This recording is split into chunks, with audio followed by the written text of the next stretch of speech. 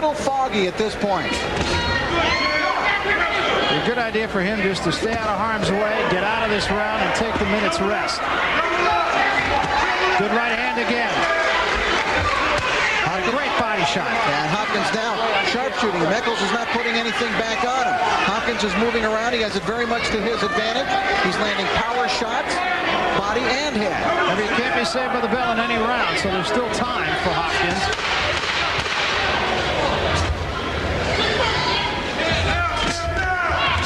And there's going to be some work to be done in the corner of Echols.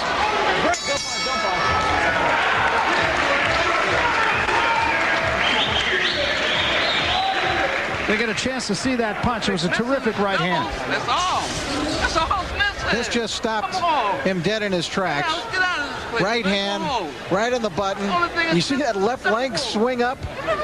You know, I once saw Bernard Hopkins knock out Joe Lipsy, and he actually froze Lipsy in the center of the ring with one punch. He had him knocked out on his feet. See that left leg? It just kicked up into the air. I've seen that many times. I remember John Tate in the Olympic Games against Stevenson. Had to go to the neutral corner to fall down. Last wrist. Right my back. Last wrist, baby. Right here.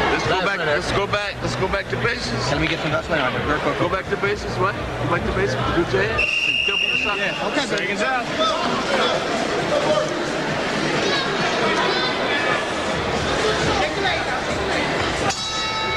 And you can see, or maybe you didn't see, Echols trying to do a little dance just to get some life back in the legs. 10th round. What he'll try to do is get his rhythm back here at the start. That was what was part of that. Take some excessive grease off of the face of the champion right now. That gives a few more precious seconds here to Antwun Echols to recover. And valuable at this point, I would think. See how Echols plays this round now. And you heard Bowie Fischer say back to basics for Bernard Hopkins. Good body work by Hopkins. Yeah, mixing in some of that now, real good idea. And a great uppercut as well. Hopkins really dictating things now. Very accurate in this round.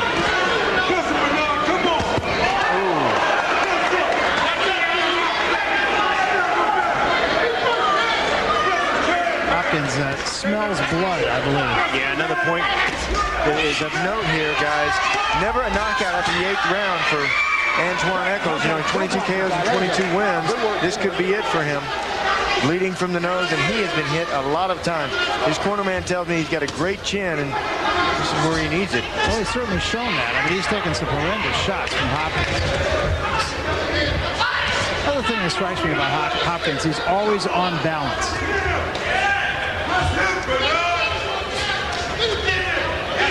KO in the 9th round that I talked about in Baton Rouge with Brian Barbosa that you saw a little bit earlier, back February 10th at 98. And the thing to keep in mind about that fight was he was knocked down in that fight too, and he came back and was still able to score that late round knockout.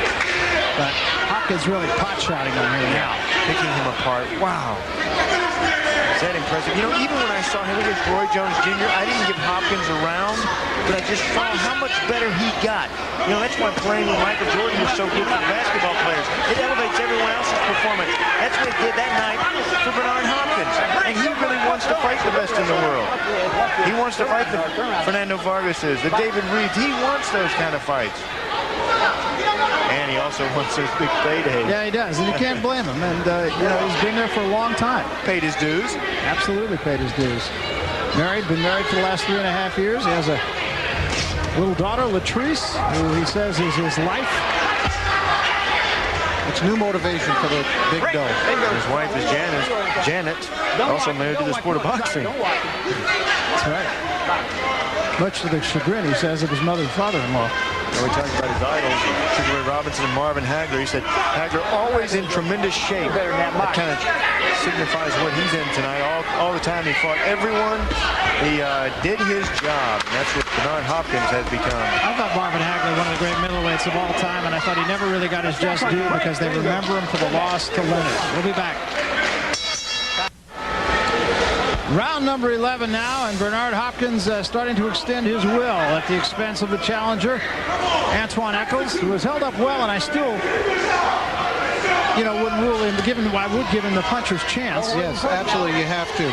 But in that last round especially, Barry, Bernard Hopkins was like a surgeon, I thought. He was dissecting his opponent, just breaking him down bit by bit. That was a great bit of championship work by Bernard Hopkins. This is what a champion is all about. And, you know, you saw so many, I know you did, Rich, before my time, but you saw so many Sugar Ray Robinson fights where he did exactly that. You know, he looked at the total picture. He had 15 rounds to work with. He didn't go out there for the first 1 or 2 round knockout, just barrel over his opponent. He looked to dissect him, to pick him apart, to change. And you've certainly seen all the styles that Bernard Hopkins has tonight. Yeah, and I thought if this, in fact, is an audition for big money fights for Bernard Hopkins, I think he's passed his audition. This is a tough guy that he's fighting tonight. Maybe tougher than the other 2 guys that you mentioned that were out there for him. And Echols, I think, is close to going off of his feet here. The body punches by Hopkins are hurting Echols at this point. He's been doing that since he got him hurt in the 9th round. And that's only half the problem. The body punches and the headshots. He's wearing him down. These he will feel tomorrow, and the next day it'll feel even worse. He'll wake up 2 days from today, and he'll go, what did I do to myself? Antwun Echols, who will spend a few days hurting from the pain that Hopkins is dishing out. And again, a good body shot by Hopkins, a left to the body a moment ago.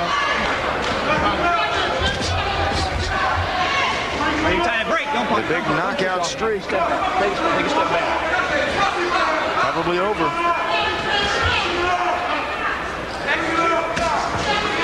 Hopkins has been fighting for himself in terms of that money we talked about. But he said, you know, basically he's been fighting for all boxers. And that's how he feels. He testified in Congress. He corresponded with Senator John McCain about the authoring of the Muhammad Ali Reform Act in Congress. And again, Hopkins just continues to put the pressure on. Another left hand on the body. I just think those body punches are taking the starch completely out of Echols. They would take them out of anyone. What shots. Downstairs, they add up. I think this has really been a craftsman's performance for Hopkins tonight against the guy who really came out here with an idea of how he's going to win the fight. Come to the end of the 11th round. 3 minutes of boxing remaining in this IBF middleweight championship, and we'll be back. That's been a great fight, and we come to the 12th and final round. And due credit to Antwun Echols. He came with an idea, and he tried to execute it as best he could, and it's not over yet. Well, I think he's fought a very good challenge to Bernard Hopkins. But, you know, that's a superior champion that he is in there with. And both of these guys look to me like they have a lot of will to win. Yeah, both proud warriors.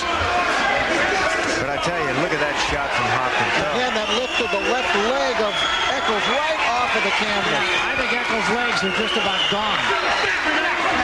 Yeah, this fight is a lot reminiscent of the fight between Roy Jones Jr. and Bernard Hopkins. You know, Hopkins was in there and he was trying the entire time, but Roy Jones just too fast for him, too quick for him. And in this fight, Antwun right there, but he's not quite winning the round. In fact, between rounds, his corner telling him, just don't get knocked out, you're winning the fight. He bombed him with a couple of right hands here, but right off the ropes comes Hopkins to answer. Oh, and look at that, how he's wilting. Antwun, oh, I tell you, both of these kids are tough. Oh. Echols is ready to go. Yeah, he is. And now Hopkins jumps on him. And there's a long, long way to go for Echols to end this fight on his feet. He doesn't have much left. Nose bloodied. He nearly lost his mouthpiece. I don't think he has much in the way of his legs underneath him. Still trying to fight, though. He is. He believes in his power. He's still trying to land that one big one. Halfway through the final round. What a war. This is what middleweight championship boxing is all about. Well, you wish it was just what championship boxing was all about. This has been 2 guys who got up in there tonight and fought, not danced. Bernard Hopkins told us yesterday, had a conversation with Echols, said, let's put on a show.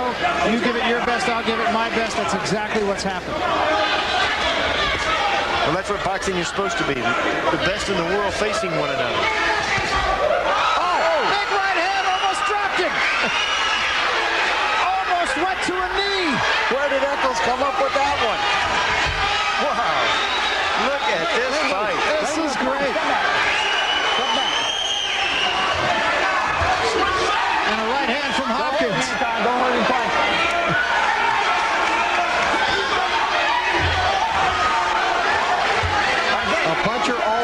chance. Still, fighter can't be saved with the bell in the final round either.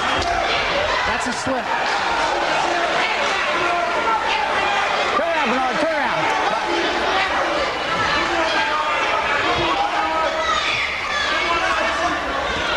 No, stop. Turn around. Keep Well, I thought we saw a very inspiring fight by both of these two gentlemen boxers in there this evening. Just terrific. Just great stuff. And it's over.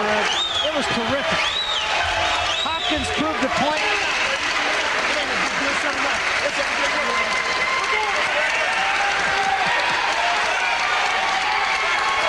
Bernard Hopkins is right in front of us, leaning over the ropes, looking at us down. He goes, "What'd I tell you about pound for pound, huh?" Well, he makes a very good argument for himself. And I thought it was just being a consummate professional as well that won this fight for him. Well, he had some difficult moments early, and he even had one difficult moment late. After dominating the last couple of rounds and seemingly in control, there's a right hand by Echols that got the attention, certainly at least, of Bernard Hopkins in that last round. He saw his knees dip, but he staved off the knockdown. It was just a terrific action fight from beginning to end, and the challenger came with a will to win, but the champion, I believe, prevailed. We'll find out when we come back. We welcome you back. It was a terrific middleweight championship fight here at Miccosukee. Right now, let's take you up to Jimmy Lennon Jr. for the decision. Ladies and gentlemen, after 12 rounds of action, we go to the scorecards with a unanimous decision. Here are the score totals. Judges at ringside, Vaughn LaPrade and John Rupert both scored about 118 to 110. Judge at ringside, Billy Ray, scores about 119 to 109. All three in favor of the winner. And still the IBF middleweight champion of the world, Bernard, the Executioner Hopkins. Well, Bernard Hopkins is the winner. A fight that the judges really saw much more lopsided than you and I did, Rich. Yeah, I'm a little bit surprised by those scores, but all three of them had it up in the 118 and 119 range, giving Echols only 1 or 2 rounds. I had it 116, 112 for Hopkins and feel that he won all of the late rounds really to seal the victory. I thought he did too. Right now, let's